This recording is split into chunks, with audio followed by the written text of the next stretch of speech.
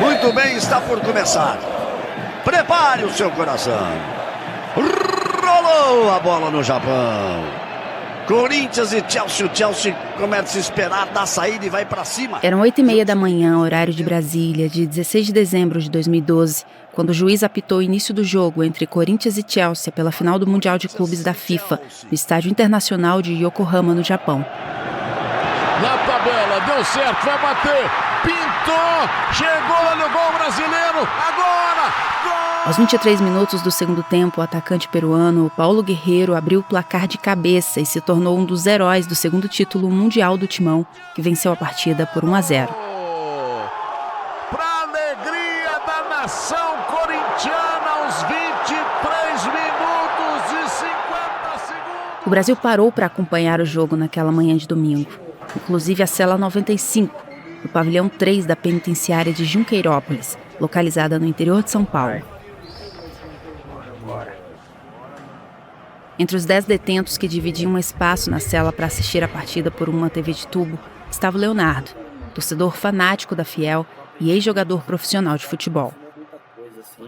Eu fui descoberto pelo futsal do Corinthians, né? E aí, só que depois eu migrei pro campo e aí foram praticamente aí 15 anos, né, dedicado ao futebol de campo, né? Então, tive a oportunidade de jogar com pessoas legais aí, né, como o Diego Cavalieri, que esteve no Palmeiras por muito tempo, o Roger Guerreiro, que esteve no Corinthians, no Flamengo, né? Eu joguei em vários clubes, né, grandes de São Paulo, atuei no Corinthians, no Palmeiras. Na minha transição de jogador de base, amador para profissional, fiz parte do grupo do São Caetano, né? Nos anos 2000, ali tive a oportunidade de trabalhar junto com aquela equipe da época, que foi uma sensação no Brasil.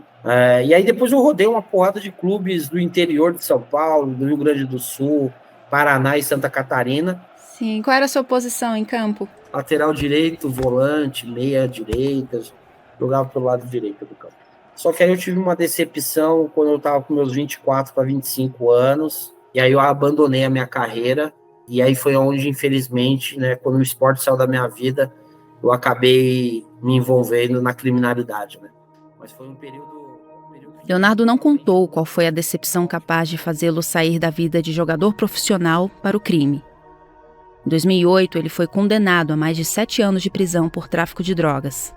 E foi depois de conhecer o sistema carcerário que ele costuma chamar de sociedade oculta, e quando ainda estava dentro dele, que o ex-atleta encabeçou um projeto social para ajudar a reinserir ex-presidiários no mercado de trabalho. Ainda nesse episódio, a gente volta a falar sobre o Leonardo e como esse programa alcançou a vida do Esdras, que você vai começar a conhecer melhor agora. Então é tranquilo para você falar sobre o seu passado. Eu tenho 5 anos que eu saí. Antes, eu tinha receio de falar. Agora eu não tenho receio, porque quando eu vim trabalhar aqui, tem 2 anos que eu estou aqui. O pessoal todo mundo já sabe, todo mundo não me trata com indiferença, independente de qualquer coisa, todo mundo. Independente do que eu fiz, eu falo para todo mundo, o que eu fiz fica do portão para fora. Aqui dentro eu quero só desempenhar o meu papel. A gente te conta daqui a pouco o que fez o Esdras ir pra cadeia e depois mudar totalmente de vida. Durante a reclusão em regime fechado ou semiaberto, detentos têm o direito de trabalhar, não apenas para ocupar o tempo ocioso e desenvolver uma profissão, mas também para reduzir a pena. E quando após o cumprimento da sentença, a porta da prisão se abre de vez, qual realidade o ex-presidiário encontra do lado de fora? Será que o mercado de trabalho está preparado e disposto a contratar pessoas em ressocialização? E as leis de incentivo ao trabalho do ex-detento são eficazes e saem realmente do papel aqui no Brasil? É o que vamos descobrir juntos neste episódio. Eu sou Luma Soares e você está no Trabalho em Pauta, podcast do Tribunal Superior do Trabalho. Entre janeiro e junho de 2023, foram emitidos mais de 214 mil alvarás de soltura, segundo a Secretaria Nacional de Políticas Penais, o que significa que 214 mil presos voltaram a ter contato com a sociedade após cumprirem a sentença. Na maioria das vezes, essas pessoas cruzam os portões de saída das penitenciárias sem recursos financeiros e até sem moradia.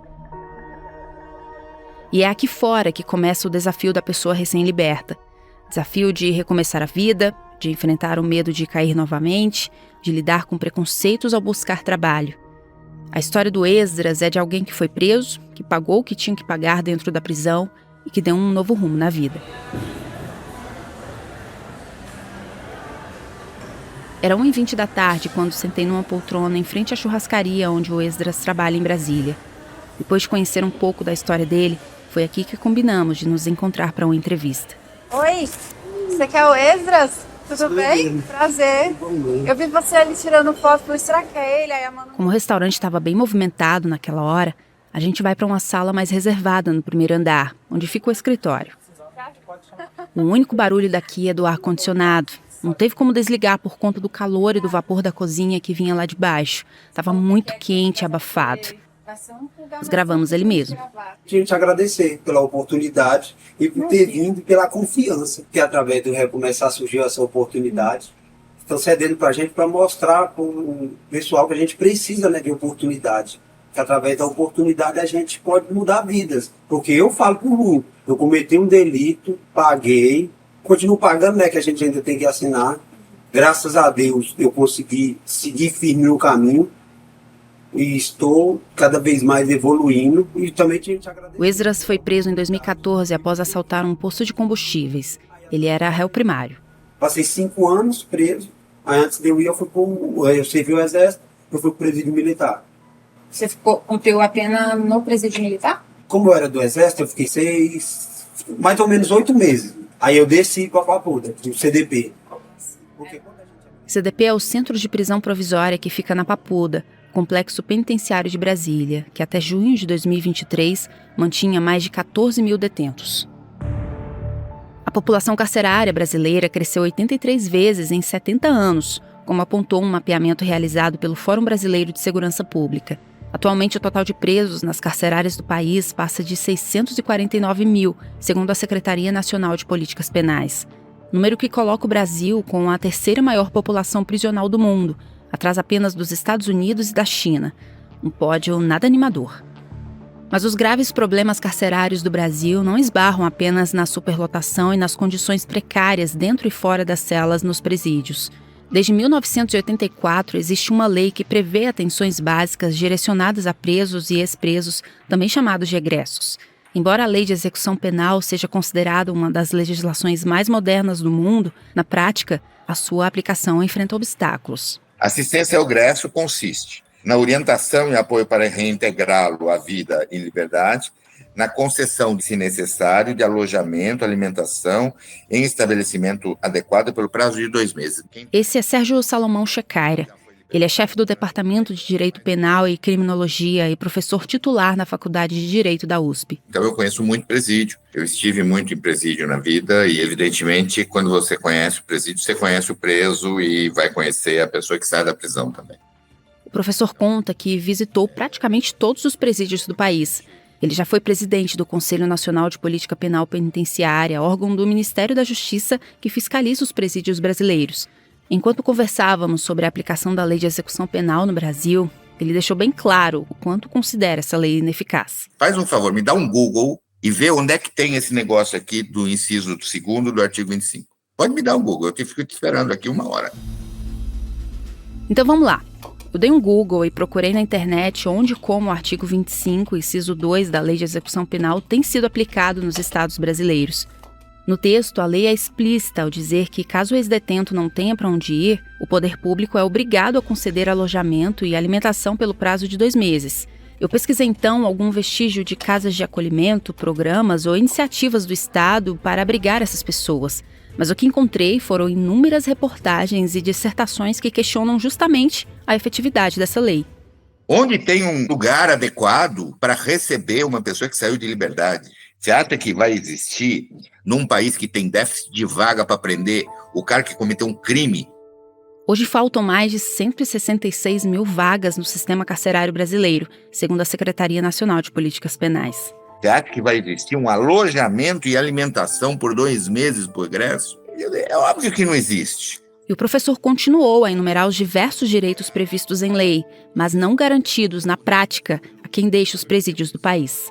Porque existe um elenco de direitos e garantias dos presos, que é um elenco que não é absolutamente seguido, entendeu? Quer dizer, se eu disser para você, por exemplo, nos termos do artigo 41, inciso 2º da Lei de Execução e Atribuição de Trabalho, que é direito do preso à previdência social, que é direito do preso à assistência material à saúde jurídica, educacional, social e religiosa. Se eu disser para você que o preso tem o direito contra qualquer forma de sensacionalismo, se eu disser para você que o direito do preso, dentre outros, é a igualdade de tratamento, salvo quanto às exigências da individualização da pena, que ele tem uma audiência especial com qualquer diretor do presídio, ele deve ter direito a contato com o mundo exterior por meio de correspondência escrita, leitura e outros meios de informação que não comprometa a moral e os costumes. Se eu disser que ele tem direito do preso a exercício das atividades profissionais e intelectuais, artísticas e desportivas anteriores, desde que compatíveis com a execução da pena, você vai olhar assim com essa cara de espanto que você está me olhando e vai dizer assim, puxa, quer dizer, isso é um direito do preso. É um direito do preso. Ele tem o direito ao trabalho. Ele tem o direito e o dever ao trabalho. Então agora imagine o seguinte, eu construo um presídio para 200 pessoas. Esse presídio vai ter uma oficina para 150 pessoas trabalharem. Aí, ao invés de eu botar 200 pessoas nesse presídio, eu ponho 2.000 pessoas nesse presídio. E aí eu vou falar assim, obriga eles a trabalharem, mas como é que vai obrigar a trabalhar? Se eles estão dormindo no quarto, em condições precárias. É o que acontece nos presídios. Não tem como falarmos em reintegração social de ex-detentos se a gente não entender qual é a realidade dentro das penitenciárias e como essas pessoas saem de lá. Muitos indivíduos que são profissionalizados, quando eles saem, eles não encontram inserção imediata no mercado de trabalho, tá? Por várias razões. Concorrência, falta de oferta com capacidade de absorção, preconceito, claro, o preconceito continua sendo um impedimento muito grande, né? E que faz com que o quê? Com que muitos outros presos, embora tenham sido qualificados para certas atividades, acabam indo trabalhar nas ocupações disponíveis no mercado terceirizado, informal. Né? E, claro, a fronteira entre o legal e o ilegal é sempre muito tênue, e o ilegal acaba, de alguma maneira, derivando, mais uma vez, pelo mundo do crime. Não é geral. Agora nosso papo é com outro Sérgio. Sérgio Adorno é sociólogo e coordena o Centro de Pesquisa, Inovação e Difusão da Fundação de Amparo à Pesquisa do Estado de São Paulo. Os indivíduos que constroem uma trajetória dentro das prisões e se enraiza dentro das prisões, eles têm uma menor probabilidade de se reintegrarem à sociedade. A prisão se propôs a ser um instrumento de reforma comportamental, mas o que ela mostra claramente, que o modo como ela é organizada e como é que ela funciona, ela só produz o seu efeito contrário. Em meados do final dos anos 80 e início dos anos 90, o sociólogo participou dos primeiros trabalhos brasileiros que estimaram a quantidade de ex-detentos que voltam a praticar crimes e retornam à prisão. Na época, as pesquisas do Núcleo de Estudos da Violência da Universidade de São Paulo apontaram que essa taxa era de quase 50%. O meu estudo que eu realizei, que depois eu confirmei, dava algo em torno de 47% de reincidentes. A taxa, embora não seja tão alta quanto se esperava, no entanto, ela é alta se você considerar que metade dos que cumpriram pena voltam ao sistema. Isso é uma taxa, vamos dizer assim, de um certo, entre aspas, fracasso das políticas de reintegração social.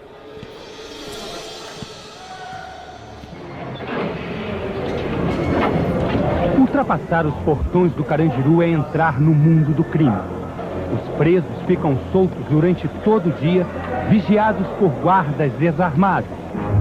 O que vale dentro dessas muralhas é a corrupção, a lei do silêncio e a violência das quadrilhas que dominam o tráfico de drogas e um comércio ilegal que envolve até um prato de comida ou o direito de viver numa cela. Você já deve ter ouvido falar do Carandiru, que um dia foi considerado a maior casa de detenção da América Latina.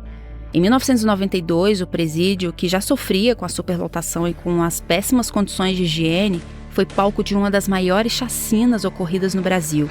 Oficialmente, os registros apontam que 111 presos foram mortos pela polícia depois de uma rebelião naquele dia 2 de outubro. Mais de 100 homens executados em apenas 13 horas. a maior chacina de presos em todo o mundo. O que aconteceu aqui há uma semana deixou marcas difíceis de apagar. Os corredores estão de novo em calma, os presos recolhidos. Mas o que ficou do massacre ainda está muito visível, nos restos de móveis, roupas e objetos. Eu lembro até hoje de ver estampadas nas revistas daquela época imagens dos corpos dos presos e dos pavilhões vazios e destruídos depois da chacina, que agora, em 2024, completa 32 anos. O massacre no Carandiru contribuiu para incentivar as pesquisas sobre a realidade penitenciária feitas por uma equipe de estudiosos da USP, dentre eles o professor e sociólogo Sérgio Adorno. Mas pouco tempo depois, esses estudos foram suspensos. O motivo, segundo o professor Adorno, foi a chegada do crime organizado às prisões, o que dificultou a entrada de pesquisadores nos complexos penitenciários. Sou contra criminoso, entendeu, cara? Eu sou PCC, você vai correto para você se eu entrar na cadeia da UNIT.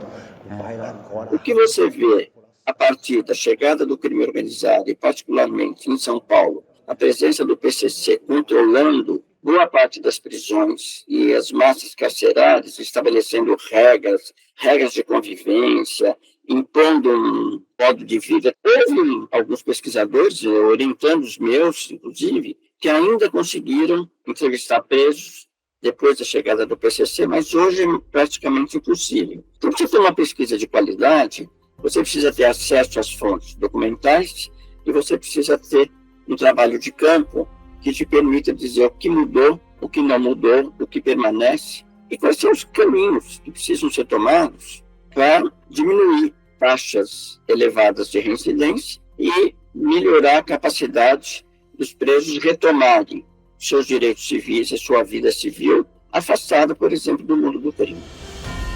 Um levantamento inédito feito pelo Ministério da Justiça e Segurança Pública e obtido pela Folha de São Paulo em 2023 exemplifica muito bem o que o sociólogo acabou de falar.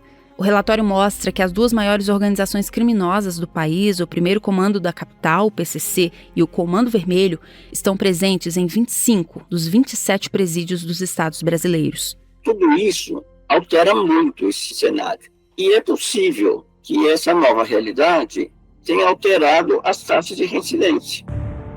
A gente deu uma olhada nas últimas pesquisas e descobriu que os números não mudaram tanto assim de lá para cá. Entre 2015 e 2019, 42% das pessoas egressas do sistema prisional voltaram para a cadeia, como revelou o relatório do Conselho Nacional de Justiça. Mas aí o professor faz uma observação importante. A gente não pode generalizar o conjunto da população, como se todos fossem lideranças no crime organizado, como se todos fossem indivíduos com altíssima periculosidade, que é uma palavra evidentemente muito controvertida. Né? Claro também que muitos cometem crimes menos graves. No segundo semestre de 2022, das 734 mil ocorrências de crimes registrados pelo Departamento Penitenciário Nacional, 169 mil eram referentes a tráfico de drogas. Roubo qualificado apareceu em segundo lugar, seguido de roubo, que foi justamente o crime que levou o Esdras para trás das grades. Como é que foi para você esses 5 anos lá dentro? Para ser bem sincero, foi muito difícil. Sem contar a opressão, o psicológico, sem contar também o sofrimento que a sua família passa, né? O que mais doía em mim é porque eu não tinha nenhum histórico de crime, coisas erradas, né? E para mim foi triste. E quando eu estava lá, o que mais me doía é o sofrimento que a minha família passou. E através disso aí eu conheci pessoas lá também que davam apoio. Se apega com Deus, começa a ler. No presídio militar tinha muito livro, a gente podia ler. Começa a ler, se apega com Deus, que você vai seguir o caminho certo. Depois de deixar a prisão, Esdras passou por acompanhamento psicológico, fez cursos de qualificação e, por meio da Fundação de Amparo ao Trabalhador Preso, a FUNAP, ele conseguiu o primeiro trabalho. Eu saí, a primeira vez, eu fui no galpão, muito feliz, muito feliz. Aí, quando eu saí para trabalhar a primeira vez, eu fui trabalhar lá no zoológico. Quando eu saí do portão para fora, que eu senti o ar de liberdade, eu falei, graças a Deus, a partir de agora eu não faço mais nada de errado, mais nada. Vocês têm que sair de lá já com uma empresa... É porque os órgãos públicos, junto com a FUNAP, disponibiliza vaga de emprego para a gente trabalhar. Aí a FUNAP dá o contrato para a gente e a gente assina. Atualmente, há uma medida que determina que empresas contratadas pelo governo federal disponibilizem de 3% a 6% das vagas para presidiários e ex-presidiários, sempre que os contratos ultrapassarem R$330 mil. Onde o Esdras quer chegar? Quando eu cheguei aqui, eu falei, vou seguir degrau a degrau. Eu agora estou como colaborador sênior. Um passo para ser supervisor. Esdras foi contratado para trabalhar aqui no restaurante há mais de 2 anos. Quantas horas você trabalha por dia? Eu trabalho 7 horas e 20. É de domingo a domingo, uma folga na semana e um domingo do mês. E geralmente você fica na área do bar, então? Eu fico no bar, entrega e salão. Fico mais naquela área ali da frente de loja. E ele tem os mesmos benefícios que os demais empregados da churrascaria. Carteira assinada, plano de carreira que já está no topo do plano de carreira. A gente tem um programa que chama-se Psicologia Viva, que é que a gente paga para uma empresa online que faz trabalho de psicologia, nutricionista, clínico geral, então ele tem também direito a isso. Plano dental, né, que a gente também tem. Aí quando passa para cargo de liderança tem plano de saúde. Né, todo mundo que entra tem um compliance, tem os direitos e seus deveres. A gente faz tudo. Ninguém começa a trabalhar aqui que não esteja fichado, com o exame admissional feito, com conta bancária aberta, com o uniforme pronto, já esperando ele. Então, a empresa segue todos os processos certinhos, somente para não ter problema trabalhista e o que é certo, né? O que é de direito trabalhista tem que se fazer. Esse é o Hélio Meiners, sócio e proprietário do restaurante. Do quadro de empregados da franquia, que tem 5 anos nesse ponto aqui do shopping em Brasília, 2 são ex-detentos, incluindo Esdras. A empresa não recebe nenhum tipo de incentivo fiscal ou financeiro por empregar egressos do sistema prisional. E aí a gente começou com eles, assim, e foi uma surpresa grande, assim, sabe, com eles. Um cara muito responsável, que realmente quis dar uma virada na vida dele. Eu acho que ele pagou tudo que ele deveria pagar. Eu tento convencer muitos amigos empresários do setor. Poucos têm a cabeça para dar essa oportunidade. O pessoal discrimina muito ainda, né? Infelizmente. Então, para o Esdras crescer aqui dentro, só depende dele mesmo. Só depende dele, tanto que ele cresceu. Ele, né, começou como iniciante, virou júnior, virou pleno e virou sênior. Foi mês passado até que foi efetivado para sênior. A gente tem muita fé nele e está treinando para, quem sabe, ele virar um supervisor. Tem uma resistência grande ainda no mercado. Eu acho que tem que quebrar. Eu falo, cara, tem 2 funcionários que são incríveis lá, os caras dão gás, não faltam, não chegam atrasado, sabe? Não ficam de mimimi, não tem mocegagem, os caras trabalham de verdade para buscar o seu espaço, para buscar seu lugar no mercado novamente, para buscar ser reconhecido como cidadão do bem, trabalhador. Quem fez a ponte entre o Hélio e o Esdras foi o Instituto Recomeçar, idealizado pelo Leonardo, ex-jogador profissional de futebol e também ex-detento, que a gente citou lá no início do episódio. Assim, ele foi sendo mentalizado ainda dentro do sistema carcerário, né? O Instituto nasceu como um reflexo da própria história de vida do Léo. Há 9 anos, o programa oferece desenvolvimento pessoal, profissional e social para quem já cumpriu pena e busca uma oportunidade de emprego. Porque o sistema carcerário, ele é um mundo que tem muitos valores ali profissionais, talentos, né? E é perdido ali, né? Pessoas da música, pessoas do teatro, enfim, do esporte.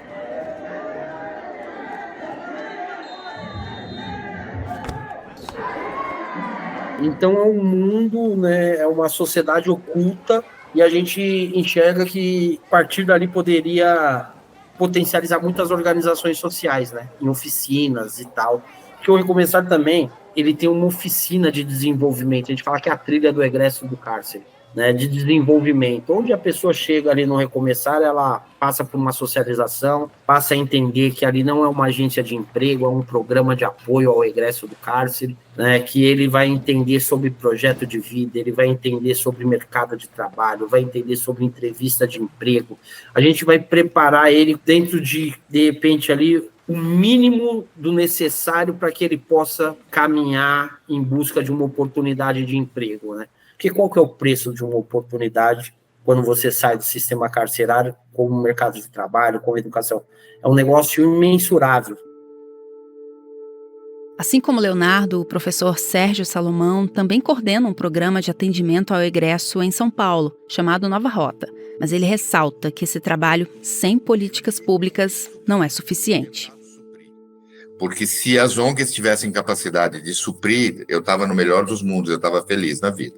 Elas não têm essa capacidade, elas vão pegar 50 dentre 1000 e vão dar aquelas 50 pessoas uma perspectiva melhor na reinserção social, na reintegração social. Mas elas não têm essa capacidade, digamos assim, de suprir. Um projeto estatal é um projeto para todos. A ONG faz projeto para alguns. Você prende todo mundo, mas na hora de soltar você não atende os critérios das leis de execução penal ao egresso. Essa é a grande verdade. O outro Sérgio, o sociólogo, compartilha do mesmo pensamento. Uma coisa é você atender 5, 10 pessoas e ter sucesso em 80% dessas 5 ou 10 pessoas. Outra coisa é você ter 230 mil pessoas que saem das prisões brasileiras num semestre e você tem um programa robusto, com monitoramento competente, com avaliações periódicas, que possam, de alguma maneira, avaliar, produzir resultados e corrigir caminhos. Há programas e aparentemente bem formulados. O problema é a implementação e a execução.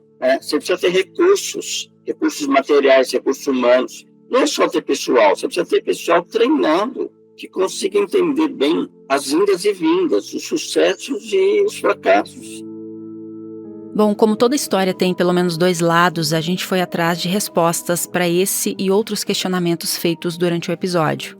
Entramos em contato com a Secretaria Nacional de Políticas Penais em fevereiro, bem na época em que 2 presos fugiram da Penitenciária Federal de Mossoró, um presídio de segurança máxima.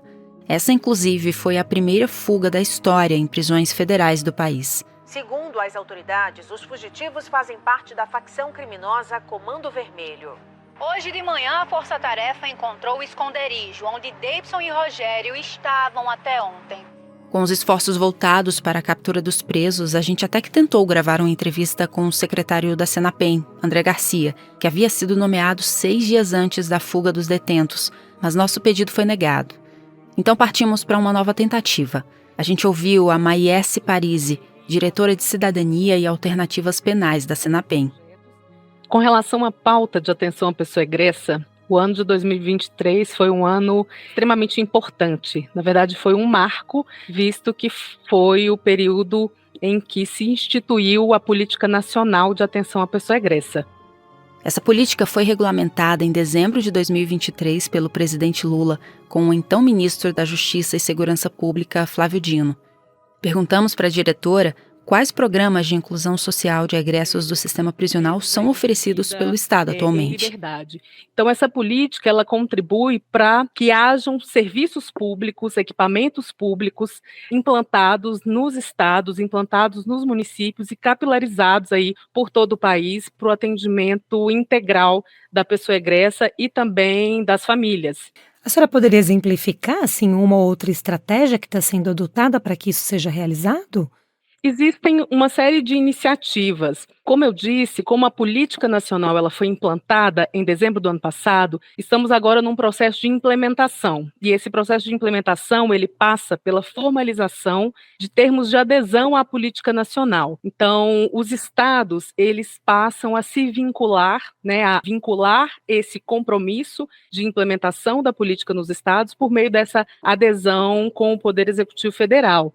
Esse plano, ele recorta algumas frentes prioritárias. Uma delas é esse processo de qualificação da soltura, com a implementação de uma metodologia específica de mobilização e de trabalho com a pessoa pré-egressa, nesse recorte de 6 meses que antecedem a soltura, a implantação dos serviços especializados de atenção à pessoa egressa nos territórios, nos municípios, e também um braço importante de construção e de participação social. A Senapen pediu para responder os demais questionamentos encaminhados pela nossa equipe através de nota oficial. A gente fez um resumo dessa nota. Segundo a Secretaria, o sistema penitenciário brasileiro tem enfrentado diversos problemas, como o déficit de vagas, o baixo efetivo de servidores e o alcance limitado dos projetos de educação e trabalho aos presos. Questionada sobre o que tem sido feito para que o Brasil deixe de ocupar o 3º lugar no ranking de países com a maior população carcerária do mundo, A Senapen disse entender que essa resposta é complexa e que requer complementação dos órgãos de segurança pública, da educação, do trabalho, da saúde e da cultura, estudiosos e doutores afetos ao tema, não se limitando apenas à área penal. A nota reforça que a Senapen aplica a lei de execução penal e gere os recursos do Fundo Penitenciário Nacional, promovendo políticas junto a estados e Distrito Federal para mudar a realidade da terceira maior população prisional do mundo. O texto diz ainda, mas sem detalhar, que em 39 anos de secretaria, eles já promoveram ações que vão do aprimoramento, modernização, construção e ampliação dos presídios a ações de alfabetização, saúde, cidadania, capacitação, trabalho e renda de presos e egressos. Entre as medidas previstas para diminuir o déficit de vagas nos presídios do país, a Senapen cita, mas sem informar uma data, a construção de novas unidades, o aprimoramento da aplicação de tornozeleiras eletrônicas e políticas de trabalho para ex-presos. A nota traz ainda um levantamento importante para o último ponto que vamos abordar, a remissão da pena. Atualmente, 161 mil detentos estão exercendo alguma atividade profissional nas prisões e mais de 27 mil trabalham e estudam. Lembrando que a população carcerária brasileira é de mais de 649 mil pessoas. É importante a gente lembrar aqui que o preso que trabalha na penitenciária não tem direito à remuneração, mas apenas à redução da pena, como descreve o artigo 126 da Lei de Execução Penal. E a conta é bem simples. A cada 3 dias trabalhados, é um dia a menos dentro do presídio. Culpados pela morte de Isabela. Alexandre Nardoni é condenado a 31 anos de prisão. Quem fez uso desse direito foi Alexandre Nardoni, condenado a mais de 30 anos de prisão por matar a filha Isabela Nardoni, que tinha 5 anos de idade na época. Isso foi em 2008. A defesa de Nardoni pediu a redução da pena por ele ter participado de um programa de remissão do tempo na prisão para quem lê e quem trabalha enquanto cumpre a sentença. No final dessa conta, ele reduziu a pena em 96 dias. Então, resumindo tudo que a gente conversou, professor, todo mundo precisa e deve ter uma segunda chance? Crimes hediondos precisam ser tratados com a sua enorme gravidade. Agora, eu, como sociólogo, eu acho que ninguém é completamente irrecuperável. O que eu estou muito preocupado como sociólogo, eu tenho estudado, é essa explosão de manifestações de ódio, né? E o ódio ao criminoso é uma dessas expressões. O que significa esse ódio? Significa a impossibilidade de você encontrar humanidade no outro. Se você não consegue encontrar humanidade no outro, você não consegue pensar na possibilidade de uma convivência comum, que essa pessoa possa, certo, reconstruir uma trajetória de vida. Nossa sociedade devia começar com isso. Nós temos que ter uma política de acolhimento e não de exclusão. Preciso não só que os empresários estejam convencidos que é preciso apostar na recuperação de presos, mas é preciso também que se faça um bom trabalho junto aos trabalhadores, para que eles contam a responsabilidade que eles têm de ser também um ponto de apoio para esse sujeito que está tentando recuperar a sua trajetória. E você pensa em fazer uma faculdade? Eu tenho muita vontade de fazer segurança do trabalho. Tá nos planos aí. Tá nos planos pro futuro. A gente tem que colocar na cabeça da gente, preconceito sempre vai ter no mundo. A gente tem que evoluir como pessoa. Eu não vou me vitimizar porque eu passei pelo sistema. Até o fechamento da edição, em abril de 2024, o presidente Lula sancionou com veto o projeto de lei que reformula as regras das saídas temporárias, também conhecidas como saidinhas de presos em feriados e datas comemorativas.